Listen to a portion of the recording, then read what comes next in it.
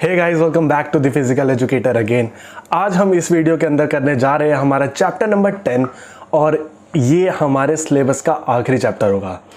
इस सीरीज़ के बाद, इस चैप्टर्स ख़त्म होने के बाद हम एक इम्पॉर्टेंट क्वेश्चन की सीरीज़ लेके आ रहे हैं। वो मस्ट डू क्वेश्चन आपके बोर्ड्स के एग्ज़ाम पॉइंट ऑफ व्यू से बहुत ज़्यादा इंपॉर्टेंट रहेंगे और आपके जो स्कूल के अंदर जो एग्ज़ाम्स होने वाले हैं प्री बोर्ड्स, और उनके अंदर भी ये बहुत बेनिफिशियल साबित होने वाले हैं, तो आप उसको भी ज़रूर देखिए। चलिए करते हैं हम अपना स्टार्ट। चैप्टर नंबर 10 जिसका नाम है ट्रेनिंग इन स्पोर्ट्स, ये है 2022 एंड 23 बैच के बच्चों के लिए, जो कि कवर करता है सारा का सारा लेटेस्ट सीबीएसई सिलेबस जो भी सीबीएसई ने प्रिस्क्राइब किया है उसके सारे टॉपिक्स को। तो चलिए सबसे पहले जानते हैं कि हमारे कौन कौन से टॉपिक्स इस चैप्टर के अंदर कवर होने वाले हैं। तो सबसे पहला है हमारे पास कॉन्सेप्ट एंड टैलेंट आइडेंटिफिकेशन और talent development in sports. Second आता है हमारे पास इसके अंदर introduction in sports training cycle, micro, meso and macro cycles. Third है हमारे पास types and methods to develop strength, endurance and speed. और सबसे आखिरी में हमारे पास आता है types and method to develop flexibility and coordinative abilities. तो सबसे पहले शुरू करते हैं अपने सबसे पहले टॉपिक से, जिसका नाम है concept of talent identification and talent development in sports. तो सबसे पहले जानते हैं कि टैलेंट आइडेंटिफिकेशन और डेवलपमेंट में एक्चुअल में है क्या। हमारा ऐसा है कि इंडिया के अंदर ना बहुत सारे लोग रहते हैं, बहुत टैलेंटेड लोग रहते हैं, लेकिन अगर आपने नोटिस किया होगा कि मेडल्स आना बड़े बड़े इवेंट्स के अंदर, ओलंपिक गेम्स के अंदर, कॉमनवेल्थ गेम्स के अंदर, हमारा इंडिया जो है वो जो मेडल्स की जो लिस्ट होती है उन लिस्ट के अंदर तक भी नहीं आ पाता। कई बार तो टॉप 5 टॉप 10 तक में भी नहीं आ पाता। तो इतना बुरा कंडीशन क्यों हुआ, जबकि यहाँ पे इतने टैलेंटेड लोग हैं, इतने हार्ड वर्किंग लोग हैं। तो यहाँ पे ये चीज़ हमारी गवर्नमेंट ने भी सोचा कि किस तरीके से इंडिया को और ज़्यादा बढ़ावा दिया जाए और ज़्यादा बेहतरी करी जाए उसकी। तो उन्होंने कई सारे प्रोग्राम रन किए जिसके अंदर एक आता था टैलेंट आइडेंटिफिकेशन।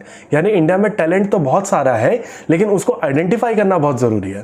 तो the goal of talent identification decision is to correctly identify developing athlete with the potential to become a successful elite performer. तो यहाँ पे मेन काम क्या था इसका कि उन एथलीट्स को चुनना अर्ली एजेस के अंदर जिनके अंदर ऐसी कैपेबिलिटीज़ है कि वो बिल्कुल टॉप तक पहुंच सके। तो उन एथलीट्स को बनाना, उन पे शुरू से काम करना, ये इसका मेन ऑब्जेक्टिव था। तो talent identification should not be done too early, 3 to 6 years के बीच के अंदर हम नहीं करेंगे। Whereas the young kid 7 to 9 years they will get a chance to develop their physical skill and enjoying sports. देखो बिल्कुल 3 to 6 ईयर्स का जो बच्चा होता है ना, वो अपनी मोटर स्किल्स को ही डेवलप कर रहा होता है। तो वहाँ पे उसको स्पेसिफिक ट्रेनिंग करवा के हमें उसको हेल्प नहीं कर सकते। वहाँ पे उसको मोटर एबिलिटीज़ को डेवलप कराने के अंदर बेसिक फोकस वहाँ पे होना चाहिए। लेकिन जैसे ही वो 7 to 9 ईयर्स के अंदर आ जाएगा तो अब यहाँ से हम उसका फिजिकल ट्रेनिंग और उसको स्पोर्ट्स के अंदर एंगेज कर सकते हैं। तो यहाँ पे इन्होंने भी बहुत ध्यान रखा।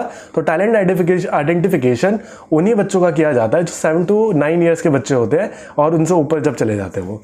यहाँ पे क्या होता है, कई सारे फेडरेशन जो है वो डिफरेंट जो डिसिप्लिन्स में काम कर रही है, अलग अलग टैलेंट को चुनेंगे अलग अलग जगह से और उनको स्पोर्ट्स स्पेसिफिक ट्रेनिंग करवाएंगे।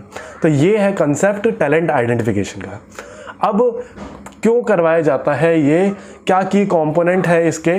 तो अगर मैं बताऊं कि component to identify talent in sports, कि एक बच्चा ये कितना टैलेंटेड रहेगा स्पोर्ट्स के अंदर, मैं कौन कौन से कंपोनेंट को उसके चेक करूंगा। तो सबसे पहले मैं उसके फिजिकल कैरेक्टरिस्टिक्स देखूंगा कि भाई उसका जो बेसिक प्रपोर्शन होता है बॉडी का, क्या वो ठीक है। जो भी पोस्चरल डिफॉर्मिटी होता है, क्या उसको कोई डिफॉर्मिटी तो नहीं है, कितना उसका इफेक्टिव वर्क आउटपुट है। ये सब चीज़ें जो उसकी फिजिकल कैरेक्टरिस्टिक्स है मैं उसको चेक करूंगा ताकि मैं ये पता लगा पाऊँ कि वो स्पोर्ट्स के अंदर कितना अच्छा परफॉर्म करने वाला है। सेकंड आता है इसके अंदर साइकोलॉजिकल कैरेक्टरिस्टिक्स, वो माइंड से कितना ज़्यादा फोकस रहता है गेम के ऊपर। कई लोग होते हैं जो कि हो सकता है इतने ज़्यादा एफिशिएंट ना हो फिजिकली, बट फिर भी ओवरऑल उनका परफॉर्मेंस बहुत अच्छा रहता है। उनका हो सकता है हैंड आई कोऑर्डिनेशन बहुत अच्छा हो, हैंड लेग कोऑर्डिनेशन बहुत अच्छा हो। तो वो साइकोलॉजिकली कितने स्ट्रॉन्ग है, हम उस कैरेक्टर को देखेंगे। थर्ड देखते हैं हम हेल्थ एंड हेरिडिटी कैरेक्टरिस्टिक्स, कि कहीं भाई कोई ऐसा तो कोई उसे बीमारी तो नहीं है जो उसको अपने एंसेस्टर्स से मिल गई हो, ठीक है। उसका हेल्थ वाइज क्या वो प्रॉपरली ठीक है। परफॉर्मिंग बेसिक स्किल कैरेक्टर, जो बेसिक स्किल्स है, क्या उसने अच्छे तरीके से मोटर स्किल्स को डेवलप किया कि नहीं किया, हम ये सारी चीज़ें भी चेक करेंगे। फिर साइकोलॉजिकल एंड कॉग्निटिव कैरेक्टरिस्टिक्स को उसकी चेक किया जाएगा और उसका परफॉर्मेंस देखा जाएगा कंपटीशन के अंदर। अब टैलेंट आइडेंटिफिकेशन के अंदर मेन हम क्या करते हैं, दो लोगों को compete करा देते हैं आपस में। फिर हम देखेंगे कि उन दोनों का कंपटीशन कितना, कौन ज़्यादा अच्छा परफॉर्म कर रहा है। ये नहीं कि कौन जीत रहा है, जीतना is not important at that point of time, बल्कि इंपॉर्टेंट ये है कि कौन कितना अच्छा परफॉर्म कर रहा है। हो सकता है एक बंदा बहुत अच्छा परफॉर्म कर रहा हो पर स्कोर्स ना निकाल पा रहा हो, जबकि दूसरा उतना अच्छा परफॉर्म नहीं कर रहा बट वो स्कोर निकाल रहा है। तो यहाँ पे ज़्यादा चांसेस वो होंगे जो अच्छा परफॉर्म कर रहा है और स्कोर्स नहीं निकाल पा रहा है, उसको चूज कर लिया जाए। ठीक है, तो ऐसे परफॉर्मेंस को देखा जाएगा कंपटीशन के अंदर। और मोटर फिटनेस टेस्ट जो कि हमने पढ़ा है पहले भी, उनको टेस्ट को करवाया जाएगा और उससे आइडेंटिफाई किया जाएगा कि कौन से हमारे लिए सबसे अच्छे एथलीट्स रहेंगे जो डेवलप करवाएंगे हम और उनको इलाइट परफॉर्मेंस बनाएंगे। ठीक है, ये था की components to identify talent in sports. अब इसके लिए कई सारे प्रोग्राम को रन किया गया, जिसके अंदर सबसे पहला आया national sports talent research development. ये जो प्रोग्राम था ये क्या करता था, बच्चों को सेलेक्ट करता था on the basis of their interest and skill proficiencies, यानी वो किस स्किल के अंदर ज़्यादा काबिल है और उनका इंटरेस्ट क्या है, उनके बेसिस पे ये 1000 बच्चों को सेलेक्ट करता था और अलग अलग स्पोर्ट्स से, और हर बच्चे को साल का 5 लाख रुपए स्कॉलरशिप दिया जाता था। ठीक है, तो ये जो था ये एक ख़ास बात थी इस टैलेंट रिसर्च डेवलपमेंट की, क्योंकि यहाँ पे जो एडिशनल तुम्हें मॉनेटरी जब कुछ मिलेगा ना तो आप उतना ज़्यादा अच्छी तरीके से काम करोगे। Money is the biggest motivator, हम हर कोई जानता है। जहाँ पे पैसे की बात आ जाएगी अपने आप मोटिवेशन निकल के आ जाएगा। नेक्स्ट आता है हमारे पास इसके अंदर ऑब्जेक्टिव क्या रहा इस प्रोग्राम का। इस प्रोग्राम का जो मेन ऑब्जेक्टिव था कि वो था स्पोर्ट्स के टैलेंट को सर्च करना और उसको ग्रास रूट लेवल से बढ़ाना फर्स्टली। फिर था selecting on the basis size, physical abilities, physical disabilities और उनके इंटरेस्ट, इनके बेसिस पर उनको चूज करना। फिर प्रमोट करना स्पोर्ट्स एकेडमीज और स्टेट लेवल पे, स्कूल लेवल पे, डिस्ट्रिक्ट लेवल पे, इन सारे लेवल्स पे स्पोर्ट्स एकेडमीज को और ज़्यादा इन्फ्लुएंशियल करना कि भाई कई सारे स्कूल्स में ऐसा देखा होगा आपने, पीई के नाम पे जस्ट कुछ करवाया नहीं जाता बस। ठीक है, तो वो बहुत ज़रूरी है भाई, तुम पार्टिसिपेट करो गेम्स के अंदर। ऐसा नहीं है कि स्पोर्ट्स तुम्हें वो रीच नहीं दे पाएगा जो तुम्हें बाकी सब्जेक्ट्स दे पाएंगे।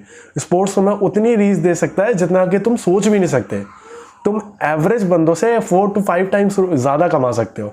जो स्पोर्ट्स के अंदर अगर आप कोचिंग के लाइन में जाते हो या आप एथलीट बनते हो, कोचिंग के लाइन में जाते हो, तो आप एक एवरेज जॉब जो आपकी बाकी स्ट्रीम्स के थ्रू मिल सकती है, आप उसका 4 to 5 टाइम्स कमा सकते हो, कम से कम बता रहा हूँ जो कि मैं। ठीक है, बाकी इसके अंदर भी बहुत सारी चीज़ें, आप टीचर बन सकते हो, कोचेस बन सकते हो, तो बहुत सारी चीज़ें उनको स्कूल्स को है ना थोड़ा प्रमोट करना चाहिए फिजिकल एजुकेशन को, मेरा मानना तो ये है।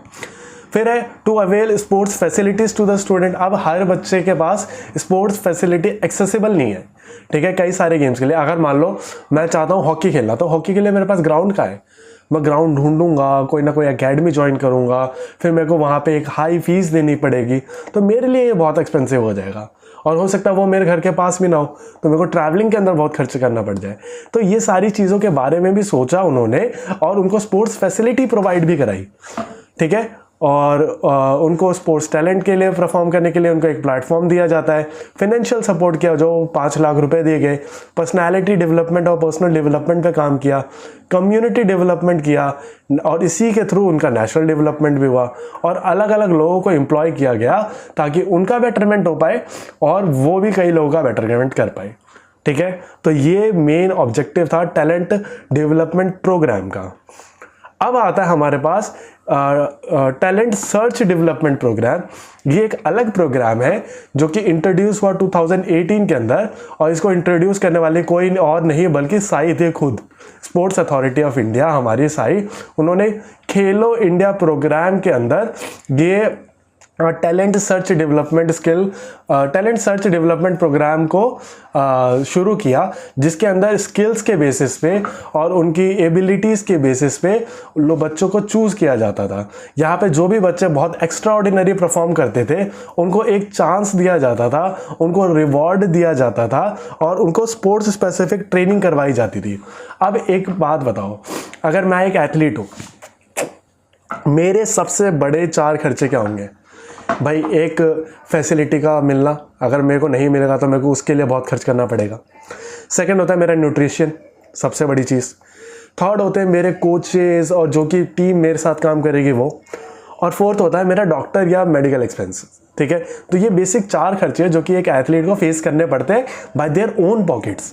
अब ये चारों खर्चे हर बंदा अफोर्ड नहीं कर सकता, क्योंकि जो स्पोर्ट्स सप्लीमेंट्स होंगे वो बहुत महंगे होंगे, जो स्पोर्ट्स फैसिलिटीज़ है वो बहुत महंगी होगी। ठीक है, अगर मान लो मैं स्विमिंग ज्वाइन करना चाहूँ तो मेरे आसपास ऐसा एक भी स्विमिंग पूल नहीं होगा जो मुझे मंथली 3 to 4,000 से कम ले ले। मुझे at least 3 to 4,000 rupees per month देना पड़ेगा ताकि मैं स्विमिंग कर सकूँ। अगर मैं शूटिंग करना चाहता हूँ तो मुझे एटलीस्ट 10,000 रुपीज़ मंथली पे करना पड़ेगा ताकि मैं शूटिंग परफॉर्म कर सकूँ। तो हर एक स्पोर्ट्स फैसिलिटी को यूज़ करने का एक सर्टेन अमाउंट है जो कि हमें बहुत ज़्यादा बियर करना पड़ता है, और उस स्पोर्ट्स स्पेसिफिक ट्रेनिंग के लिए मैं कोच हायर करूँगा, उसको पे करूँगा, तो मेरे पास तो बहुत एक्सपेंस हो गया। तो यहाँ पे इन्होंने क्या किया, उन सभी को एक चांस दिया कि भाई तुम कोई खर्चा मत करो, हम करेंगे तुम्हारी तरफ से। उनको एक स्कॉलरशिप दी और उनको एक एक्सपर्ट्स की टीम दी। एक्सपर्ट्स कौन कौन से? एक कोच जो कि उनको स्किल डेवलपमेंट में काम करेगा, एक डाइटिशियन जो उनका डाइट प्रोग्राम करेगा, फिजियोथेरेपिस्ट जो कि उनकी इंजरीज को देखता रहेगा, फिटनेस ट्रेनर जो उनकी फिटनेस को मेंटेन रखने का काम करेगा। ठीक है, इसके बाद एक आते हैं एसएनसी कोचेस, जिसको बोला जाता है स्ट्रेंथ एंड कंडीशनिंग कोचेस। तो ये भी जो होते हैं ये फिटनेस ट्रेनर के ही अंदर आते हैं, लेकिन इनका बहुत प्रोमिनेंट रोल होता है और ये बहुत अच्छा अर्न करते हैं।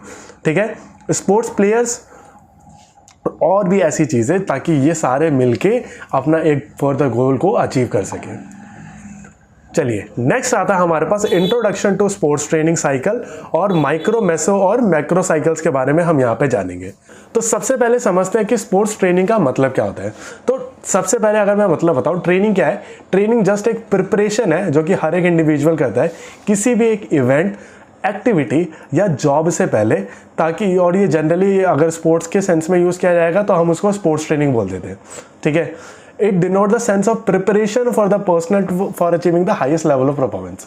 अगर मेरे को कंपटीशन के अंदर सबसे हाईएस्ट लेवल ऑफ परफॉर्मेंस दिखाना तो मेरे को उस चीज़ को बार बार प्रैक्टिस करना पड़ेगा, और मैं उसी चीज़ के लिए मैं ट्रेनिंग करूँगा। उस ट्रेनिंग को स्पोर्ट्स ट्रेनिंग किया गया। ठीक है, तो ट्रेनिंग क्या है? Training is an organised process in which an individual does it to achieve predetermined knowledge, skill, performance and goal. ठीक है, तो ये डेफिनेशन है जो कि डेल ने दी थी, जिसके अंदर उन्होंने बोला कि भाई ट्रेनिंग क्या है? एक ऐसा प्रोसेस है जिसके अंदर एक इंडिविजुअल क्या करेगा, अपनी नॉलेज को पहले से ही बता के रखेगा, अपने स्किल को पॉलिश करता रहेगा, अपनी परफॉर्मेंस को बढ़ाता रहेगा, ताकि वो अपना फाइनल जो है अच्छा परफॉर्मेंस दे पाए जब उसका टाइम आए। ठीक है, अब ये स्पोर्ट्स ट्रेनिंग की क्या कैरेक्टरिस्टिक्स है, क्या क्या इनके अंदर खास बात होती है। तो स्पोर्ट्स ट्रेनिंग जो होता है ना, वो बहुत ही इंडिविजुअल स्पेसिफिक होना चाहिए मेरे हिसाब से। ग्रुप के अंदर स्पोर्ट्स ट्रेनिंग करवाना थोड़ा सा मैं मानता हूँ अच्छा नहीं है। क्यों ऐसा? क्योंकि हर एक इंडिविजुअल बहुत डिफरेंट है। ठीक है, फॉर एग्जांपल मैं बोलूँ, बॉलर्स का एग्जांपल हो, या हमारे जो क्रिकेट तो मोस्टली सभी देखते हैं, तो मैं इसलिए क्रिकेट का एग्जांपल ले रहा हूँ। तो बॉलर्स जो होते हैं, सोचो कितने डिफरेंट टाइप के उनका जो मैं बोलूँ डिलीवरिंग फॉर्म है वो कितना डिफरेंट है। जिसके अंदर जैसे मलिंगा है, उसका देखो कितना डिफरेंट है, जो कि उसने अपना यूनिक स्टाइल लेके आया। सोहेब अख्तर जो था, उनका कितना डिफरेंट था। ठीक है, तो मैं इतना क्रिकेट को फॉलो नहीं करता, तो मेरे को इतने ज़्यादा नाम नहीं पता, लेकिन मेरे को कुछ नाम पता है। तो उनके अंदर मेरे को इन सब का बहुत डिफरेंट लगा। मिशेल जॉनसन थे एक, ठीक है, उनका भी बहुत डिफरेंट था। तो ये इतना सेम चीज़, जबकि आपको बॉल ही फेंकना है, फिर भी इतना सेम, मतलब इतना डिफरेंट उनका पोस्चर कैसे था, उनका डिलीवरिंग स्टैंस कैसे है। तो हर एक इंडिविजुअल अपनी तरीके से डेवलप होता है, तो उसको इंडिविजुअल गाइडेंस की बहुत ज़्यादा ज़रूरत है। तो स्पोर्ट्स ट्रेनिंग बहुत ज़्यादा ना इंडिविजुअल स्पेसिफिक होना चाहिए।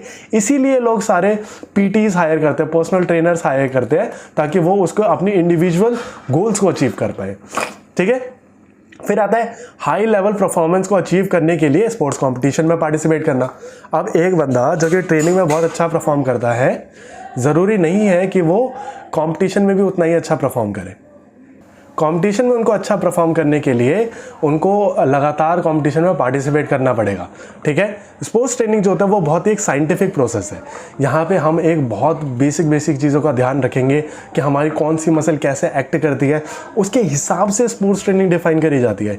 तो इसके अंदर साइंटिफिक प्रोसेस जहाँ पे हमारा बायोमैकेनिक्स वर्क करता है, यहाँ पे हमारा बायोमैकेनिक्स वर्क करता है और हम अपनी बॉडी कैसे काम करती है एक्चुअल में जान पाते हैं, ठीक है। कोचेस का एक बहुत इंपॉर्टेंट रोल है, ऑप्टिमम डेवलपमेंट में बहुत हेल्प करता है हमारा स्पोर्ट्स ट्रेनिंग। एजुकेशनल प्रोसेस है क्योंकि थोड़ा टाइम लगता है इसके अंदर, और हमारे हिडन टैलेंट को डेवलप कराने में बहुत ज़्यादा हेल्पफुल होने वाला है। तो ये था कुछ चीज़ें स्पोर्ट्स ट्रेनिंग के बारे में। इसी के आगे कंटिन्यू करते हैं और कुछ पॉइंट्स के बारे में बात करते हैं, जैसे कि हमारा इंप्रूव करता है physical fitness sports training, acquisition of sports skills. अब एक बात बताओ ना, एक जो इलाइट परफॉर्मर होगा वो उसका जो मतलब पाथवे होगा ना वो बहुत मिनिमलिस्टिक होगा, ठीक है। वो बहुत रिदमिकली होगा, उसका एक रिदम होगा, उसका मतलब कम एनर्जी के अंदर वो ज़्यादा अच्छा परफॉर्मेंस दे पाएगा। तो वो उसने स्किल को डेवलप किया by the way of practice and practice. और वो प्रैक्टिस कैसे किया, उसने बार बार प्रैक्टिस किया, फिर वो चीज़ को एक्वायर किया।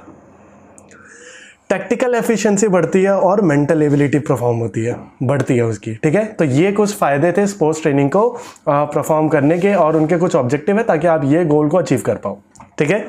चलिए आगे जानते हैं ट्रेनिंग पीरियड्स के बारे में। अब ये जितने भी ट्रेनिंग था हम कर रहे हैं स्पोर्ट्स ट्रेनिंग, अब ये है ना, इस पूरी ट्रेनिंग को हमने 3 हिस्सों में बांट दिया, ठीक है। सबसे पहले ट्रेनिंग पीरियड को हमने नाम दिया प्रिपरेटरी पीरियड, फिर हमने बोला कंपटीशन पीरियड, और थर्ड को बोला हमने ट्रांजिशनल पीरियड। तीनों का मतलब समझते हैं बारी बारी से। सबसे पहले हम बात करते हैं प्रिपरेटरी पीरियड की। प्रिपरेटरी पीरियड नाम से पता चल रहा है, it is in this period players achieve the physical fitness efficiency for the competition. Preparatory period वो होता है कंपटीशन से पहले का पीरियड, ठीक है, कंपटीशन के आने से पहले का पीरियड। अब कंपटीशन जैसे ही मेरा आने वाला है, उसे मान लो 1 महीने का पहले का पीरियड जो होगा वो हमारा प्रिपरेटरी पीरियड होगा। अब यहाँ पे ना मैं अपनी कमियों पे काम करूँगा, मैं अपनी स्किल्स पे काम करूँगा, ठीक है। यहाँ पे मैं बहुत स्पोर्ट्स स्पेसिफिक हो सकता है ना भी रहूँ, मैं यहाँ पे प्रिपरेटरी पीरियड में मैं ओवरऑल फिटनेस पे काम करूँगा, ताकि जब स्किल्स के परफॉर्म करने की बारी आए तो मेरा स्किल्स होगा वो मैं और बेटर तरीके से परफॉर्म कर पाऊँ। फिर हमारा स्टार्ट हो जाता है कंपटीशन पीरियड। कंपटीशन पीरियड हमारे टूर्नामेंट के टाइम से शुरू हो जाता है, मतलब उसे एक 1.5 महीना पहले, और वो चलता है टूर्नामेंट के टाइम तक। इन दिस पीरियड प्लेयर्स जो होते हैं वो पार्टिसिपेट करते हैं अलग अलग कॉम्पिटिशन में, और हाईएस्ट लेवल ऑफ परफॉर्मेंस को दिखाने की वो कोशिश करते हैं। अब जब हमारा कंपटीशन पीरियड आ रहा होता है तो मैं क्या करूँगा, अपनी टाइमिंग को बनाऊंगा, क्योंकि हमारा टाइमिंग सबसे ज़्यादा इंपॉर्टेंट है स्पोर्ट्स के अंदर। तो मैं अपनी टाइमिंग को सेट करूँगा, अपनी बेसिक स्किल्स पे और काम करूँगा, अपनी एफिशिएंसी को बढ़ाने की कोशिश करूँगा, स्पीड, स्टैमिना, सब कुछ, ठीक है। तो और ताकि मैं अपनी हाईएस्ट परफॉर्मेंस दे पाऊँ। नेक्स्ट आता है इसके बाद हमारा ट्रांजिशनल पीरियड। जैसे ही कंपटीशन खत्म हो गया, अब ये एक रिलैक्सिंग पीरियड है जो कि स्ट्रेस फ्री होता है, और मैं एक ट्रांजिशन लेता हूँ कंपटीशन से वापस से रिलैक्स की तरफ और स्ट्रेस फ्री इन्वायरमेंट ट्रेनिंग की तरफ। फिर मैं दोबारा से वापस से हमारा प्रिपरेटरी साइकिल, और ये साइकिल कंप्लीटली चलता रहेगा, ठीक है। इसको बोला गया ट्रेनिंग पीरियड। इसी के अलावा एक था हमारा ट्रेनिंग साइकिल। तो हमारा ट्रेनिंग साइकिल को 3 हिस्सों में डिवाइड किया गया, मैक्रो साइकिल्स, मेसो साइकिल्स और माइक्रो साइकिल से, ठीक है। बारी बारी से सबके बारे में जानेंगे। सबसे पहले हम बात कर रहे हैं यहाँ पे मैक्रो ट्रेनिंग साइकिल्स की। तो मैक्रो साइकिल ना, नाम से पता चल रहा है, मैक्रो का जनरली मीनिंग ही होता है बड़ा। तो ये मैक्रो साइकिल जो होता है ये एक एनुअल प्लान होता है। ये पीरियड जो होता है हमारा 1 साल का पीरियड होता है, जहाँ पे हमारा 1 साल लगने वाला है। 1 साल लगने वाला है। यहाँ पे हम क्या करेंगे, अपने कंपटीशन के पीक पे जाने के लिए, अपने ऑप्टिमम परफॉर्मेंस के पीक पे जाने के लिए 1 साल का पीरियड का एक साइकिल बनाएंगे, जिसके अंदर हमारे बेसिकली 3 फेजेस होंगे। वही सेम हमारा प्रिपरेशन पीरियड, हमारा कंपटीशन पीरियड और हमारा ट्रांजिशनल पीरियड, ठीक है। तो ये तीनों पीरियड के बाद हमारा कंप्लीट हो जाएगा एक मैक्रो साइकिल। उसके बाद आता है हमारे पास मेसोसाइकिल। ये मेसोसाइकिल जो होता है वो मैक्रोसाइकिल से थोड़ा छोटा होता है और माइक्रोसाइकिल से थोड़ा बड़ा होता है। इसका जो टाइम पीरियड है वो हमारा 2 to 6 वीक्स डिपेंड करता है कि हमारा स्पोर्ट्स डिसिप्लिन कैसा है, यानी हमारा कौन सा स्पोर्ट है उसके ऊपर डिपेंड करता है। यहाँ पे हमारा कंटिन्यूअस वीक्स की ट्रेनिंग चलेगी, एक ट्रेनिंग प्रोग्राम को हम फॉलो करेंगे और अपना फिजिकल एडेप्टेशन के ऊपर काम करेंगे। जैसे कि फिजिकल एडेप्टेशन मतलब कि हमारा फिजिकली हम चीज़ों को अडेप्ट करते हैं ना, हमारा मसल साइज बढ़ना, हमारा एंड्योरेंस का बढ़ना, ऐसी चीज़ों को। इसके अंदर हमारा प्रिपरेटरी फेज़ होता है जहाँ पे हम बहुत छोटे छोटे मेसोसाइकिल जो होते हैं वो कई सारे माइक्रोसाइकिल्स को कंटेन करते हैं। ठीक है, ऐसा होता है ना कि एक पूरा जो टाइम पीरियड है, अब मैं उसके अंदर मैं पूरे का प्लान नहीं बनाऊंगा, मैं छोटे छोटे टारगेट्स को लेकर फॉलो करता करता एक बड़ा प्लान तैयार करूंगा। क्योंकि एक बड़े प्लान के साथ चलते रहना, फिर मेरे को पता चले अरे मैं तो कुछ अचीव ही नहीं किया, एट द एंड में मेरे को पता चले। ठीक है, तो इससे बढ़िया छोटे छोटे ऑब्जेक्टिव को फॉलो करते रहो, आपको पता चलता रहेगा आप कितना अचीव करते जा रहे हो और कितना पीछे छूट रहे हो। उसके हिसाब से आपकी तैयारी बहुत अच्छी तरीके से रहेगी। ठीक है, the goal in the mind is to make sure the body peaks the high priority competition improving the each cycle along the way. यानी जैसा हमारा पूरा एक बड़ा साइकिल है, ये मान लो एक मेसो साइकिल है, इसके अंदर हमने 4 से 6 माइक्रो साइकिल को कंसिडर कर लिया। फिर मैं देखूँगा एक माइक्रो साइकिल के अंदर जितना मैंने एक्सपेक्ट किया था, जितना मेरा स्टैंडर्ड था, क्या मैं उसको अचीव कर पाया। फिर से मैं देखूँगा अगले माइक्रो साइकिल के अंदर क्या मैं उतना अचीव कर पाया। और ऐसे ही करते करते मैं धीरे धीरे आगे बढ़ूंगा ताकि मेरे को साथ ही साथ पता चलता रहे कि मैं कहाँ पे पीछे छूट रहा हूँ और मुझे कहाँ पे और ज़्यादा मेहनत करने की ज़रूरत है। नेक्स्ट आता है इसी के अंदर हमारा माइक्रो साइकिल।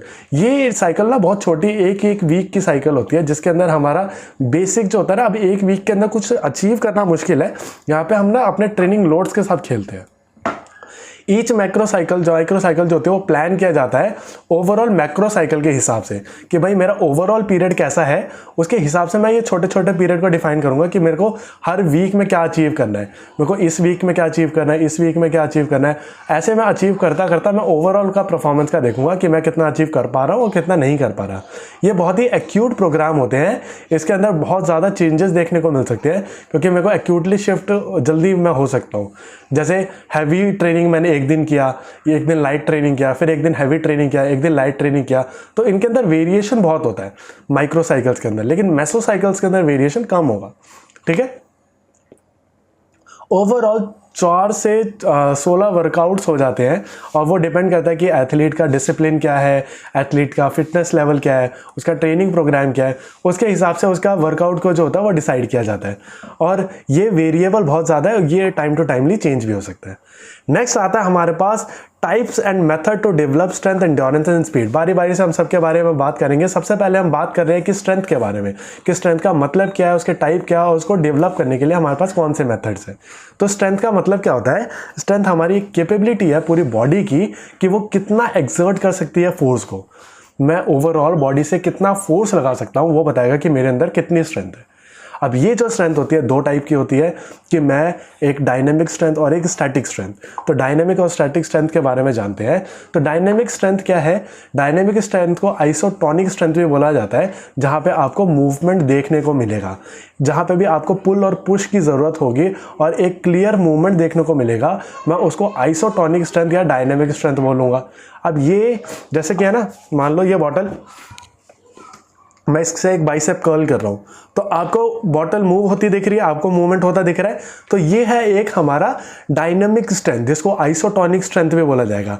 अब ये आइसोटोनिक स्ट्रेंथ जो होती है ये होती है 3 टाइप की, जिसको बोला जाता है एक मैक्सिमम स्ट्रेंथ, एक्सप्लोजिव स्ट्रेंथ और स्ट्रेंथ एंड्योरेंस। बारी बारी से सबके बारे में बात करते हैं। मैक्सिमम स्ट्रेंथ के अंदर क्या है? हमारा ability of the muscle to against the maximum resistant, यानी मैं ओवरऑल मैक्स टू मैक्स कितना वेट को लिफ्ट कर सकता हूँ, कितना रेसिस्टेंस को कैरी फॉरवर्ड कर सकता हूँ, वो मेरा बताएगा मैक्सिमम स्ट्रेंथ। मैं मैक्सिमम कितना कर सकता हूँ, that is my maximum strength. Usually use to those sports heavy resistant tackle, जहाँ पे बहुत ज़्यादा वेट के साथ खेला जाता है, उसके अंदर ये मैक्सिमम स्ट्रेंथ को निकाला जाता है। For example weightlifting. Weightlifting game ही क्या है? वेट लिफ्टिंग गेम ही यही है कि मैं मैक्सिमम कितना वेट को लिफ्ट कर सकता हूँ, दैट इज़ वेट लिफ्टिंग। तो मेरा मैक्सिमम स्ट्रेंथ कितना है, मैं ओवरऑल कितना मैक्स टू मैक्स उठा सकता हूँ, that is my maximum strength. Second है हमारा एक्सप्लोजिव स्ट्रेंथ। एक्सप्लोजिव स्ट्रेंथ क्या है? Ability of the muscle to overcome resistance with high speed, यानी मैं कितनी जल्दी एक रेसिस्टेंस को ओवरकम करता हूँ। यानी अगर मेरे पास एक डंबल है, मैं कितनी जल्दी उसको ऊपर उठा लेता हूँ, ठीक है। मैं कितनी जल्दी किसी चीज़ को कितने हैवी से हैवी को उठा सकता हूँ, कितने उसे दूर उठा सकता हूँ, कितनी जल्दी उसको उठा सकता हूँ। कॉम्बिनेशन है ये एक स्ट्रेंथ और स्पीड का। जो भी एक्सप्लोजिव का मतलब होता है एकदम से, जब एकदम से स्ट्रेंथ को लगाई जाए स्पीड के साथ, तो उसको बोला जाता है explosive strength. For example hammer throw और हाई जंप और ट्रिपल जंप। अगर मेरे को हैमर को थ्रो करना है तो मैं एकदम से इतना भारी हैमर को कितना दूर से दूर फेंक सकता हूँ, तो वो मेरे को एक्सप्लोजिव स्ट्रेंथ लगानी पड़ेगी, एकदम से उसको उठा के फेंकना पड़ेगा। और लास्ट आता है हमारे पास स्ट्रेंथ एंड्योरेंस। स्ट्रेंथ एंड्योरेंस का बेसिकली मतलब है, जहाँ पे स्ट्रेंथ का मतलब हम जान चुके हैं कि ओवरऑल कितना मैं लिफ्ट कर सकता हूँ, और एंड्योरेंस का मतलब होता है मैं एक एक्टिविटी को कितनी देर तक रेसिस्ट कर सकता हूँ, कितनी देर तक उसको परफॉर्म कर सकता हूँ। तो ability of the muscle to overcome resistance और to act against a resistant under condition to fatigue. तो यानी मैं कितनी देर तक एक एक्टिविटी को कर पाऊंगा, एक पर्टिकुलर रेसिस्टेंट को लगातार मैं ओवरकम कर पाऊंगा, कितनी देर तक कर पाऊंगा, वो मेरा बताएगा strength endurance. For example road cycling में कितनी देर तक कर सकता हूँ, यानी साइकिल में जब मैं पैडल मार रहा हूँ तो मेरा स्ट्रेंथ लग रहा है, और मैं उसको कितनी देर तक कर सकता हूँ, वो मेरा बताएगा मेरा स्ट्रेंथ एंड्योरेंस कैसा है। अब इस स्ट्रेंथ को, जो दूसरे टाइप की स्ट्रेंथ है, वो हमारे पास है स्टैटिक स्ट्रेंथ। स्टैटिक स्ट्रेंथ क्या होता है कि एक चीज़ को, अब यहाँ पे है ना, आपको कोई मूवमेंट देखने को नहीं मिलेगी। फॉर एग्जांपल ये बॉटल है, मैंने इसको यूँ उठा रखा है, तो अब आपको इसके अंदर कोई मूवमेंट देखने को मिल रही है? नहीं मिल रही ना, जस्ट मैंने इसको उठाया हुआ है। अब इसे उठाने से क्या हो रहा है कि मेरा मसल जो है वो वर्क कर रहा है, बाइसेप इसको होल्ड कर रहा है, इस मसल को, ताकि ये इसको नीचे गिरने नहीं दे रहा। नहीं तो अगर मैं इस पर स्ट्रेंथ ना लगाऊंगा तो ये बॉटल नीचे गिर जाएगी। तो ये इसको होल्ड करके रख रहा है, बाइसेप इसको होल्ड करके रख रहा है, ये एक्ट कर रहा है, लेकिन ये इसके अंदर इतनी एबिलिटी नहीं है, मान लेते हैं कि अब इसके अंदर मतलब इतना काम नहीं कर रहा, इतना फोर्स नहीं लगा रहा मैं कि मैं इसको ऊपर लिफ्ट कर लूँ, और मैं इतना कम भी फोर्स नहीं लगा रहा कि ये नीचे गिर जाए। मैं इतना ही फोर्स लगा रहा हूँ कि मैं इसको इसी लेवल पे मेंटेन करके रख सकूँ। तो जहाँ पे भी मैं कोई मूवमेंट ना दिखे और मसल का एक्शन हो रहा हो, तो उसको आइसोमेट्रिक स्ट्रेंथ या स्टैटिक स्ट्रेंथ बोला जाता है। ठीक है, यहाँ पे स्ट्रेंथ आपकी लग रही है, मसल आपका यूज हो रहा है, लेकिन उसके अंदर कोई मूवमेंट नहीं दिख रहा। आप जस्ट उसको होल्ड करके उसके उसी की पोजीशन के अंदर मेंटेन करके रख रहे हो। जैसे बच्चे को उठाते ना, तो बच्चे को उठा रखा है तो यहीं पे मेंटेन करके रखा है, उसको नीचे भी नहीं गिरने दे रहे, उसको ऊपर भी नहीं उछाल रहे, जस्ट मेंटेन करके रखा है। ठीक है, इसको बोला गया हमारा स्टैटिक स्ट्रेंथ। अब ये स्ट्रेंथ जो है ना, वो डायरेक्टली कहीं किसी भी स्पोर्ट्स में अंदर यूज़ नहीं होती।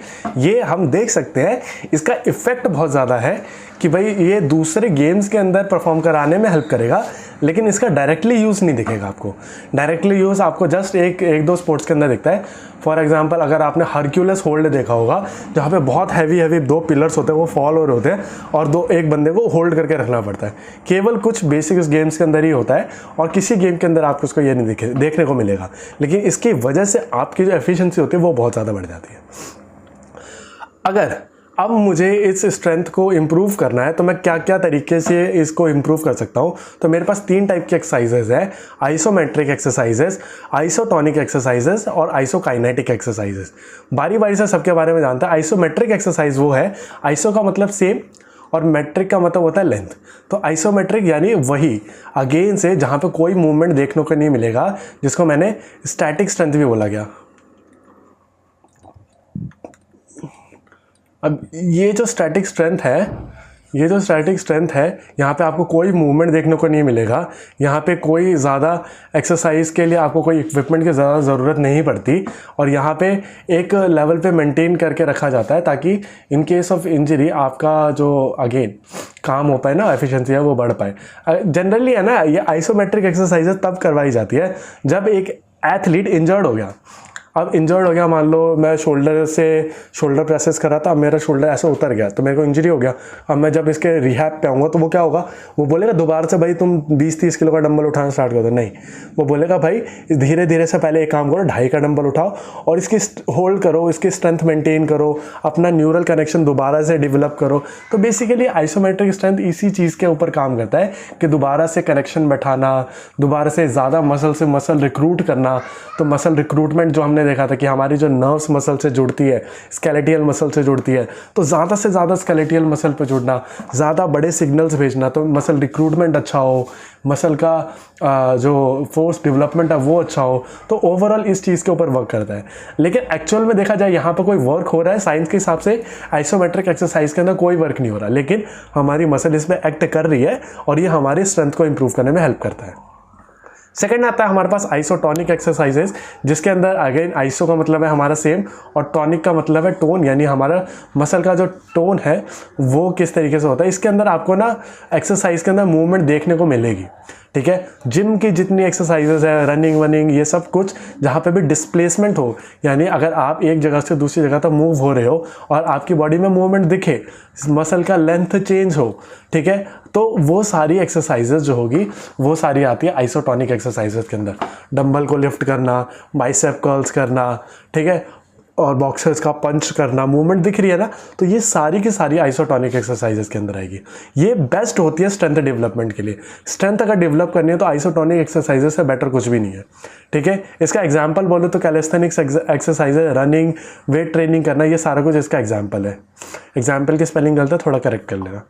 नेक्स्ट आता है हमारे पास इसके अंदर आइसोकाइनेटिक एक्सरसाइजेस। आइसो का मतलब अगेन होता है सेम, काइनेटिक का मतलब होता है मोशन। यहाँ पे वो एक्सरसाइज करी जाती है जो एक पर्टिकुलर डिज़ाइन मशीन पे करी जाए। मैं साइकिलिंग कर रहा हूँ मशीन पे, ठीक है, मैं क्रॉस ट्रेनर से वो कर रहा हूँ, क्रॉस ट्रेनिंग कर रहा हूँ, ठीक है। तो ये सब एक्सरसाइजेज जब मैं करूँगा जो कि एक पर्टिकुलर मशीन पे करी जाए, एक पर्टिकुलर रेंज ऑफ मोशन के साथ करी जाए, ये भी हमारा हेल्प करता है स्ट्रेंथ को गेन करने के अंदर, क्योंकि यहाँ पे भी हमारा मसल कॉन्ट्रैक्शन जो होगा वो ईजिली विजिबल होगा, ठीक है। इससे हमारा एक्सप्लोजिव स्ट्रेंथ भी बढ़ेगा, हमारा ओवरऑल स्ट्रेंथ भी बढ़ेगा, और ये सारी एक्सरसाइजेज को हम आइसोकाइनेटिक एक्सरसाइजेज बोलते हैं। नेक्स्ट बढ़ते हैं अपने अगले टॉपिक पे, जो कि है इंड्योरेंस।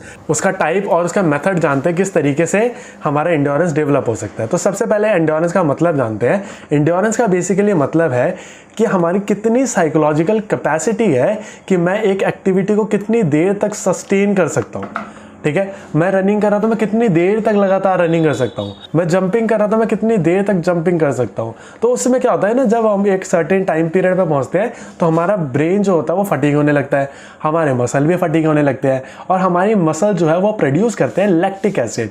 अब ये जो लैक्टिक एसिड है ये हमारे पेन देता है कि भाई अब बहुत हो गया, एक्टिविटी को बंद करो। फिर उस पेन को सस्टेन करना जो होता है ना, वो एक साइकोलॉजिकल वर्क है कि हम हमारे अपने ब्रेन को मनाते हैं कि नहीं नहीं चल चल करते रहे। तो ये हमारा एक साइकोलॉजिकल वर्क है, उसी की वजह से हमारा जो होता है एंड्योरेंस डेवलप होती है, ठीक है। चलो अब टाइप ऑफ एंड्योरेंस जानते हैं। तो basically as per the nature of activity हमारे पास 3 टाइप की एंड्योरेंस आती है, बेसिक एंड्योरेंस, जनरल एंड्योरेंस और स्पेसिफिक एंड्योरेंस। और अगर मैं बोलूँ कि इसको बोला जाएगा एज पर द टाइम बोलते हैं, activity duration of the activity, as per the duration of the activity इसको 4 हिस्सों में डिवाइड किया गया, speed endurance, short term endurance, middle term endurance and long term endurance. बारी बारी से सबके बारे में बात करते हैं। सबसे पहले जान लेते हैं as per the nature of activity. तो नेचर ऑफ एक्टिविटी के हिसाब से हमारे पास बेसिक एंड्योरेंस आती है। बेसिक एंड्योरेंस है जहाँ पे हमारी ability to perform large movement, जहाँ पे हमारी बड़ी बड़ी मसल्स का यूज़ हो और मैं उसको स्लो पेस के अंदर कितनी देर तक एक्टिविटी को परफॉर्म कर सकता हूँ, वो आएगा हमारा बेसिक एंड्योरेंस के अंदर। जॉगिंग, वॉकिंग, जहाँ पे जॉगिंग के अंदर और वॉकिंग के अंदर हमारी कौन कौन सी मसल यूज़ हो रही है, हमारे लेग की हो रही है, हमारे ग्लूट्स हो रहे हैं, हमारे शोल्डर हो रहे हैं, हमारे आर्म्स हो रहे हैं, बाइसेप हो रहा है, हमारा ट्राइसेप हो रहा है, हमारे बार्कोरेडालिस जो फिंगर फ्लेक्सर्स की मसल है वो सारी कुछ यूज़ हो रही है, हमारा गैस्ट्रोसिनेमस यानी हमारा काफ्स यूज़ हो रहा है, हमारी हैमस्ट्रिंग्स की मसल यूज़ हो रही है, सेमीटेंडेनोइस, सेमी मेम्ब्रेनोइस यूज़ हो रहे हैं, हमारे क्वाड्रिसेप्स की मसल्स यूज़ हो रही है, ठीक है। तो हमारे पास बहुत सारी मसल्स ऐसी है जो कि उस पर पर्टिकुलरली एक्ट कर रही है। तो जहाँ पे हमारी बहुत सारी मसल एक साथ रिक्रूट होकर काम करे और वो एक एक्टिविटी को लंबे टाइम तक करे, बेशक से उसका स्पेस जो वो स्लो हो लेकिन ड्यूरेशन लंबा होना चाहिए, तो उसको हम बेसिक एंड्योरेंस बोलते हैं। जहाँ पे फटीग को रेसिस्ट किया जाए और फिर काम किया जाए, ये बहुत एरोबिक और एनारोबिक एक्टिविटीज़ हो सकते हैं। हो सकता है मैं वेट ट्रेनिंग कर रहा हूँ और हो सकता है मैं एक रनिंग कर रहा हूँ, ठीक है। इंटेंसिटी हाई भी हो सकती है, लो भी हो सकती है, लेकिन ड्यूरेशन जो होगा वो मतलब ना लंबा होना चाहिए, तभी आपकी इंड्योरेंस चेक होगी। क्योंकि सोचो अगर मैं बोल रहा हूँ ना 10 मीटर भागो, 10 मीटर तो कोई भी भाग लेगा, थकोगे लेकिन भाग तो लोगे ना। आपका एक्चुअल में कितना थकान हो रहा है वो पता चलेगा जब भाई मैं बोलूँगा 1 किलोमीटर भागो, तब आपको पता चलेगा एक्चुअल में कितनी थकान हो रही है और कितनी जल्दी रिकवर कर पा रहे हो, इंटेंसिटी आपका कैसा रहा, तो वो बताएगा आपका general endurance. It enables perform activities for longer duration without getting any fatigue. बिना थके हुए कितनी देर तक मैं एक्टिविटीज़ कर सकता हूँ, वो आएगा मेरा जनरल एंड्योरेंस के अंदर।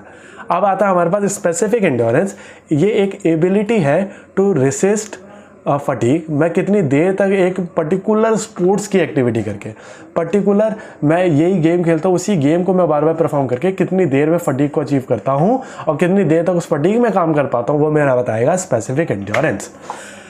नेक्स्ट बढ़ते हैं इसके अंदर और जानते हैं as per the duration of activity. तो ड्यूरेशन को ना हमने ऐसा बांटा, एक हुआ स्पीड एंड्योरेंस कि भाई 45 सेकंड तक तुम अगर रेसिस्ट कर पाते हो किसी एक्टिविटी को, तो वो आ जाएगा भाई स्पीड एंड्योरेंस के अंदर।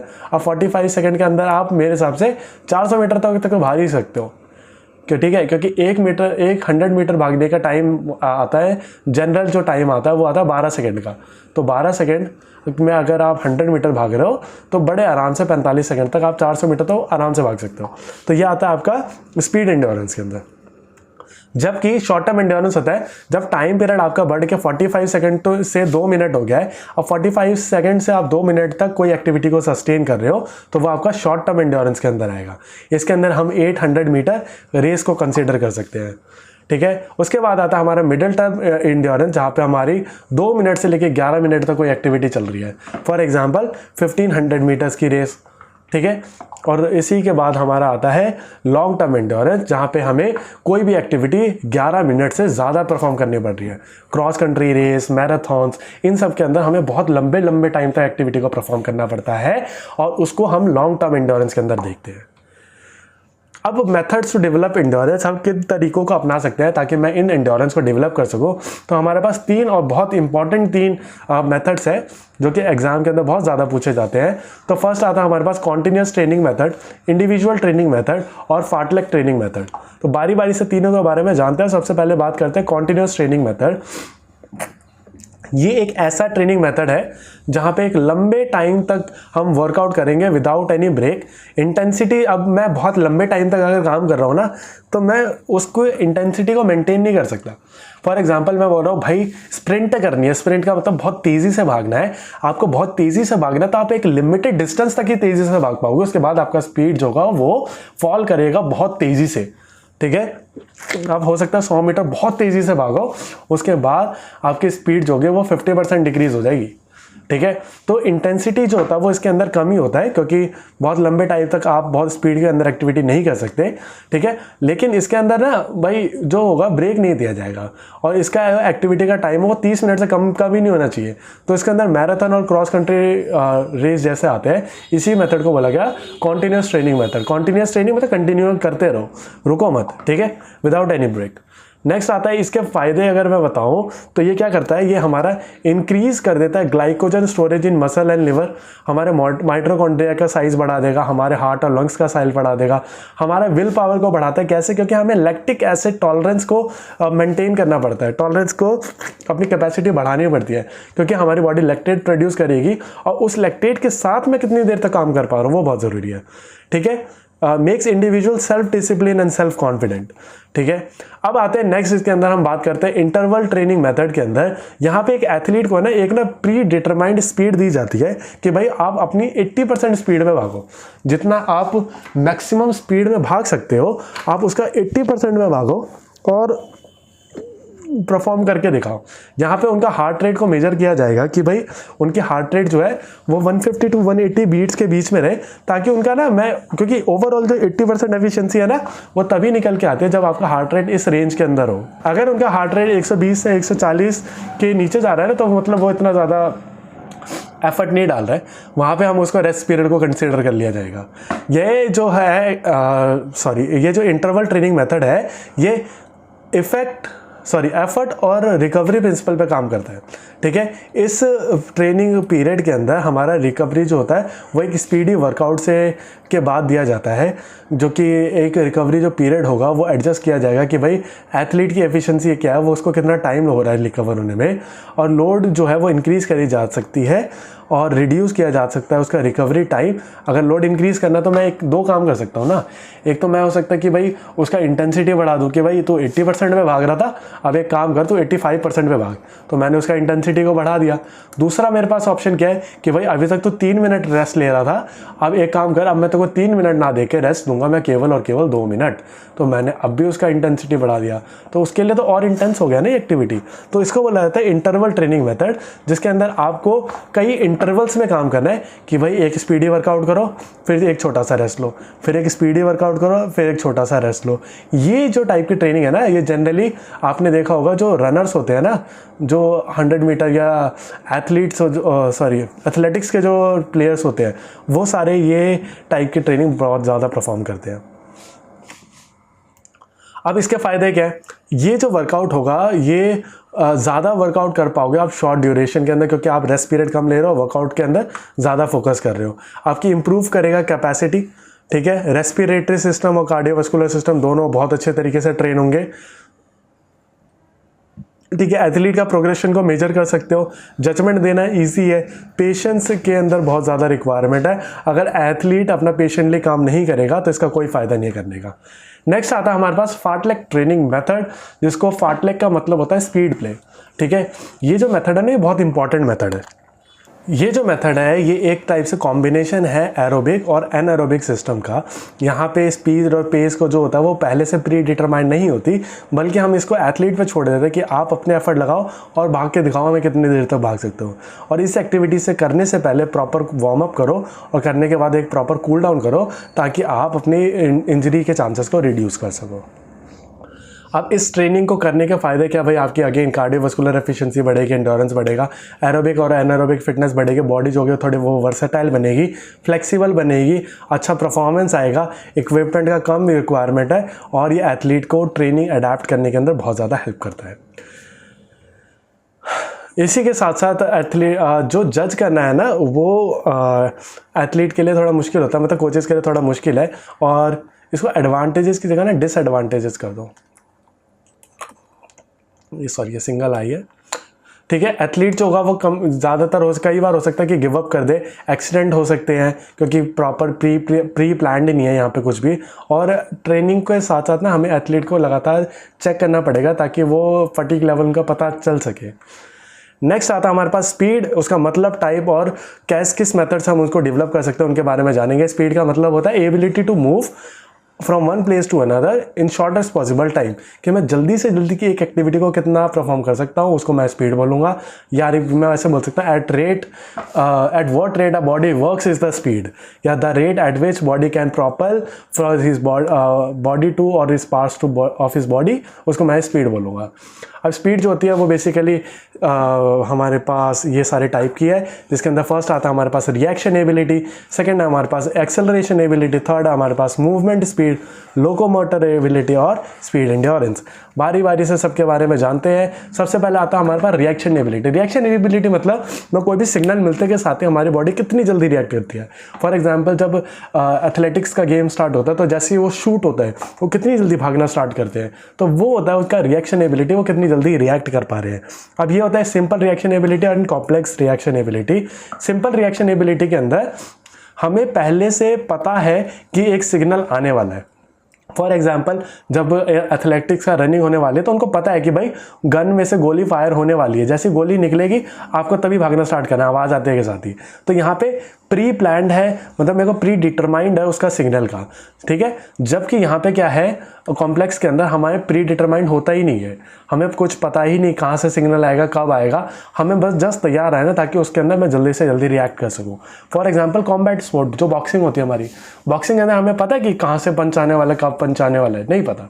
हमें सिग्नल भी अननोन है, उनकी इंटेंसिटी भी अननोन है, तो मेरे को उसी पे इतना जल्दी से जल्दी रिएक्ट करना ताकि वो उसका पंच मुझे छू भी ना पाए। अब आता है इसके बाद एक्सेलरेशन एबिलिटी, यानी मैक्सिमम अपनी स्पीड को अचीव करना in shortest possible time is called the acceleration ability.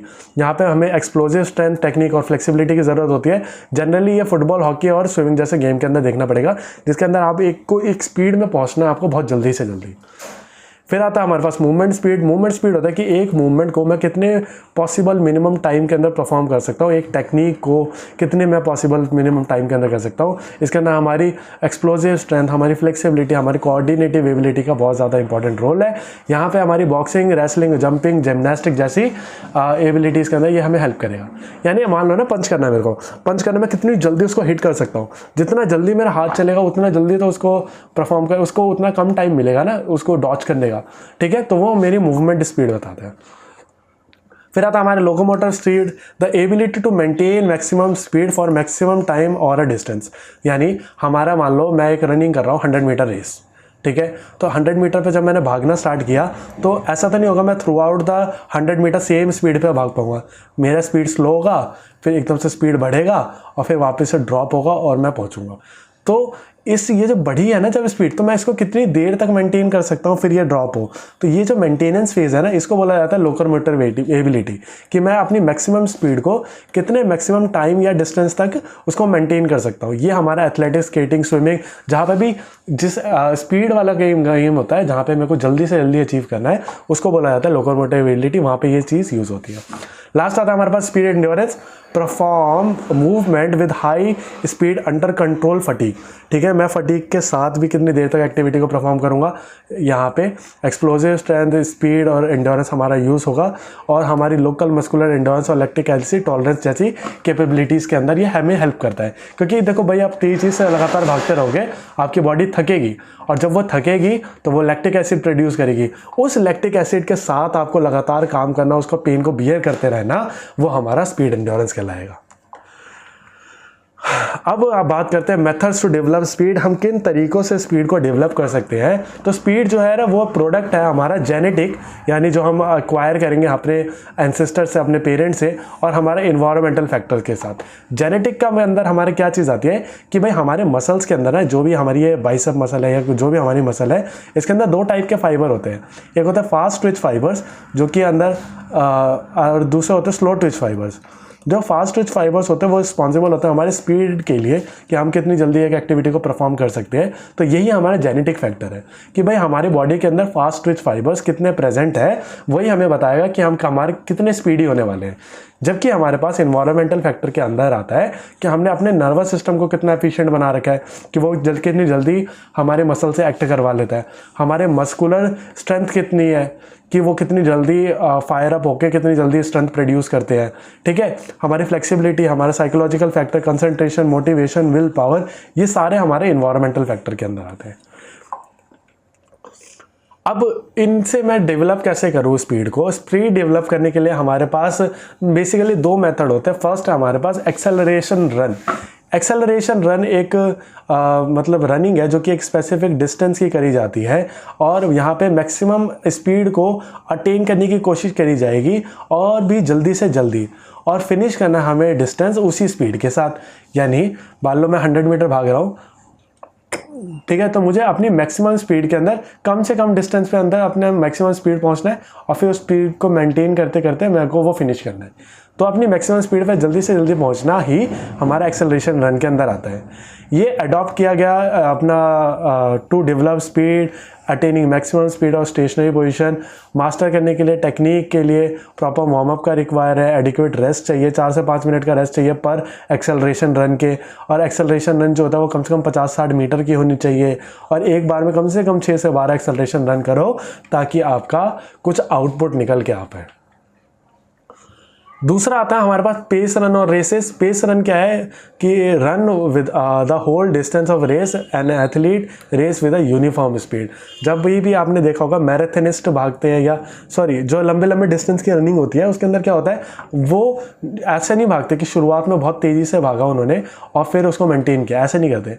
वो धीरे धीरे ही मेंटेन करके रखेंगे और थ्रू आउट द टाइम उसी स्पीड पे मेंटेन करते हुए चलेंगे। इसको बोला गया एक्सेलरेशन रन। अब types and method to develop flexibility and coordinative ability, ये हमारा लास्ट टॉपिक है, हम इसके बारे में बात करेंगे। सबसे पहले हम बात करते हैं फ्लेक्सिबिलिटी के बारे में, उसका मतलब और ये सब। तो ये वीडियो थोड़ा सा लंबा हो गया, मैं जानता हूँ, क्योंकि इसके अंदर ना बहुत डिटेल के अंदर बहुत सारी चीज़ें हैं जिसको समझना बहुत ज़रूरी है। तो थोड़ा सा और इसको झेलते हैं, 10 मिनट और मैक्स टू मैक्स। फ्लेक्सिबिलिटी क्या है कि हमारा रेंज ऑफ मोशन है, कि हमारे जॉइंट की एबिलिटी कि हम कितना ज़्यादा उसको मूव कर सकते हैं। ये फ्लेक्सिबिलिटी हमारे पास दो टाइप की होती है, passive flexibility and active flexibility. Passive flexibility के अंदर हम एक एक्सटर्नल फोर्स की वजह से हेल्प मिलता है कि मैं उस फ्लेक्सिबिलिटी को अचीव कर सकूं। मान लो मेरा हाथ मैं अपने आप इतना ही उठा पाता हूं, मैंने एक एक्सटर्नल सपोर्ट लिया और इसको पुश करके यहां तक पहुंचाया, तो ये जो मैं एक्सटर्नल सपोर्ट ले रहा हूं ताकि मैं अपना रेंज ऑफ मोशन को बढ़ा सकूं, मान लो ये पैर यहीं तक उठा पाता अपने आप, लेकिन इसके हेल्प से, इस बंदे की हेल्प से इसने ये फर्दर अचीव किया, इसको बोला जाता है पैसिव फ्लेक्सिबिलिटी। यानी स्ट्रेचिंग करना with a partner is called passive flexibility. जबकि एक्टिव फ्लेक्सिबिलिटी के अंदर क्या होता है, वो खुद मूव करेगा उस जॉइंट को और विदाउट एनी एक्सटर्नल हेल्प, और वो जितना कर सकता हो। अब इसके अंदर ना दो टाइप की चीज़ें आती है एक्टिव के अंदर, एक आता है स्टैटिक फ्लेक्सिबिलिटी, एक आता है डायनेमिक। तो स्टैटिक के अंदर क्या होता है, जहाँ पे आप अपनी मैक्सिमम फ्लेक्सिबिलिटी तक पहुँचोगे अपना सिंगल पोजीशन के अंदर और उस टाइम उसको होल्ड करके रखोगे, ठीक है। जैसे कि हम भुजंग आसन के अंदर करते थे, ठीक है, कोबरा पोज के अंदर। फिर हम करते हैं डायनामिक फ्लेक्सिबिलिटी, जिसके अंदर आप कंट्रोल्ड मूवमेंट के साथ मसल्स और इन सबको जेंटली मूव करोगे। फॉर एग्जांपल जॉगिंग करना, रनिंग करना, ठीक है। तो जॉग रन करने के साथ साथ भी हमारे जो फ्लेक्सिबिलिटी होता है वो धीरे धीरे बढ़ता है, जैसे जैसे हमारी बॉडी वार्म होती चली जाती है। इसके बाद हमारे पास मेथड जो है डेवलप करने के लिए, वो आता है सबसे पहला बोलास्टिक मेथड। ये एक ऐसा मेथड है जहाँ पे हम स्विंग और रिदम के साथ, जैसे कि मेरे को हाथ से मैंने ऐसे मूव करता रहा तो मैं स्विंग कर रहा हूँ, मैं ऐसे मूव कर रहा हूँ तो मैं स्विंग कर रहा हूँ। इससे मेरा क्या होगा, जॉइंट जो होंगे धीरे धीरे ओपन अप होंगे, वार्म होंगे। तो एक बोलास्टिक मूवमेंट के साथ मैं काउंटिंग के साथ, एक रिदम के साथ इसको अचीव करूँगा। लेकिन इसको करने से पहले ना वार्म अप करना बहुत ज़रूरी है, क्योंकि यहाँ पे ना मूवमेंट जो हो रही है वो थोड़ा स्पीडी मूवमेंट है, थोड़ा फ्लो के साथ मूवमेंट है। तो अगर वार्म अप नहीं होगा तो आपको ये दिक्कत दे सकता है, इंजरी क्रिएट कर सकता है। नेक्स्ट आता है इसके अंदर स्टैटिक स्ट्रेचिंग मेथड, जहाँ पे आप एक अपनी मैक्सिमम अपनी मैक्सिमम फ्लेक्सिबिलिटी तक पहुँचोगे और फाइनल पोजीशन पे आप होल्ड करोगे और उस अपनी रेंज ऑफ मोशन को 30 सेकंड के लिए होल्ड करोगे। फिर 10 सेकंड का कूल डाउन करोगे, फिर 30 सेकंड का होल्ड करोगे, फिर 10 सेकंड का कूल डाउन करोगे, और ऐसे ही आप लगातार 3 से 4 बार करोगे तो आपकी क्या होगी, फ्लेक्सिबिलिटी धीरे धीरे इंप्रूव होगी। डायनेमिक स्ट्रेच मेथड, जिसके अंदर क्या होता है, कंट्रोल लेग और आर्म स्विंग्स करी जाती है ताकि हम धीरे धीरे रेंज ऑफ मोशन को अचीव कर सके। और लास्ट आता है इसके अंदर PNF, जो होता है प्रोप्रोसेप्टिव न्यूरोमस्कुलर फैसिलिटेशन। इसके अंदर भी है ना हमें दूसरे बंदे की हेल्प की ज़रूरत होती है। ये एक ऐसा एडवांस गेनिंग मतलब फ्लेक्सिबिलिटी गेन करने का तरीका है। It involve muscle contraction before stretch to achieve the maximum muscle relaxation. तो यहाँ पे बेसिकली ना हम करते क्या है, इसको करने के लिए ना थोड़ा सा ये एक ट्रिकी सा पॉइंट होता है इसके अंदर कि be in a stretch position, ready to feel the stretch sensation. Your partner should should hold the limb and stretch the position. Push against your partner by contracting the agonist muscle for 6 to 10 seconds, then relax. इसके अंदर basically ऐसा है कि भाई मैं तब तक पहले तो अपनी मैक्सिमम को गेन को अचीव करूंगा जब मेरे को यहाँ पे स्ट्रेच पड़ने लग जाएगा, यहाँ पे लोड पड़ने लग जाएगा। तो यहाँ पे मेरा पार्टनर क्या करेगा, मेरे पैर को होल्ड कर लेगा।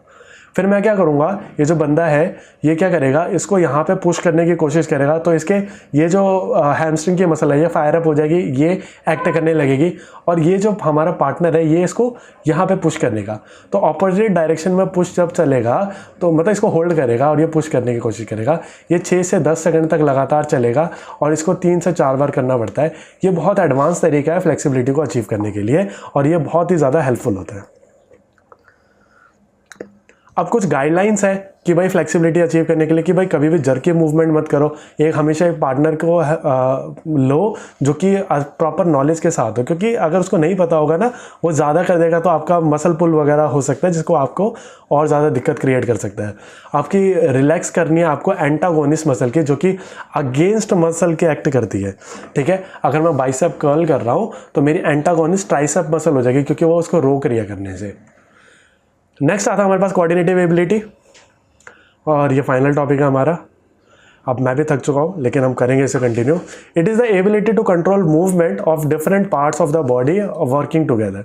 जब हमारी बॉडी लगातार एक फेज के अंदर वर्क कर रही है तो उसको कंट्रोल करना, उसके मूवमेंट को, उसको बोला जाएगा कोऑर्डिनेटिव एबिलिटी। याद करो यार वो टाइम, उसको मैं ऐसे बढ़ाया करता था कि भाई जब हम डांस कर रहे हैं तो डांस करना जब नहीं आता तो क्या होता है, हमें बहुत मेहनत लगती है, हम बहुत जल्दी थक जाते हैं। लेकिन जो एक प्रॉपर डांसर होता है वो लगातार बहुत घंटों तक डांस कर लेता है, वो नहीं थकता, क्योंकि उसको आदत हो जाती है, वो उसको रिदम में हमारे सिग्नल भेजने की आदत है, हमारे मसल को एक्ट करवाने की आदत है। तो ये आती है हमारी कोऑर्डिनेटिव एबिलिटी। अब इसके अंदर कई सारे टाइप्स है। फर्स्ट आता है हमारे पास ओरिएंटेशन एबिलिटी, जिसके अंदर ability to analyse and change the position of the body in time and space and relation to the speed. अच्छा, अभी इसके अंदर देखो ना, जैसे इसके अंदर ओरिएंटेशन एबिलिटी के अंदर क्या है, हमारी कोऑर्डिनेटिव एबिलिटी है कि भाई जैसे ही मुझे पता चला कि कोई कुछ मूवमेंट हो रहा है तो मैं, हमारी बॉडी उस पर कितनी जल्दी एक्ट करती है। फॉर एग्जांपल मैं बॉक्सिंग करूँ, मैंने पंच मारा तो मेरी तरफ जब पंच आ रहा है तो मैंने कितनी जल्दी अपना बॉडी को एक्ट किया ताकि वो मेरे को हिट ना करे, तो इसको बोला गया ओरिएंटेशन एबिलिटी। सेकेंड आता है हमारे पास coupling ability. It is ability to combine the body movement of different body parts to perform the perfect sport movement. अगर मेरी बॉडी को एक परफेक्ट स्पोर्ट मूवमेंट करना है तो मेरी बॉडी किस तरीके से, कितनी जल्दी से उस पोजीशन के अंदर आ जाएगी ताकि मैं कोई मूव कर पाऊँ, जिसको बोला गया कपलिंग एबिलिटी, कि हमारी बॉडी पूरी रिदम के अंदर के साथ वर्क कर रही है। फिर आया रिएक्शन एबिलिटी, जो कि हम पहली बात कर चुके हैं कि हमारी बॉडी कितनी जल्दी एक सिग्नल पे रिएक्ट करती है। तो इसके अंदर सिंपल और कॉम्प्लेक्स रिएक्शन एबिलिटी था। सिंपल के अंदर हमारे पास सिग्नल जो होता है वो नोन होता है, कॉम्प्लेक्स के अंदर हमें पता नहीं होता कि भाई कहाँ से कौन सा पंच आने वाला है, किसको मेरे को डॉज करना है, कितनी स्पीड में पंच आएगा। लेकिन जहाँ पे सिंपल में मेरे को पता है कि गन का शॉट फायर होगा तो मेरे को भागना है, ठीक है। फिर आता है हमारे पास बैलेंस एबिलिटी। ये एक ऐसी एबिलिटी है जहाँ पे हमारी कोऑर्डिनेशन होनी चाहिए हमारी बॉडी के साथ ताकि एक प्रॉपर बैलेंस को मेंटेन किया जाए।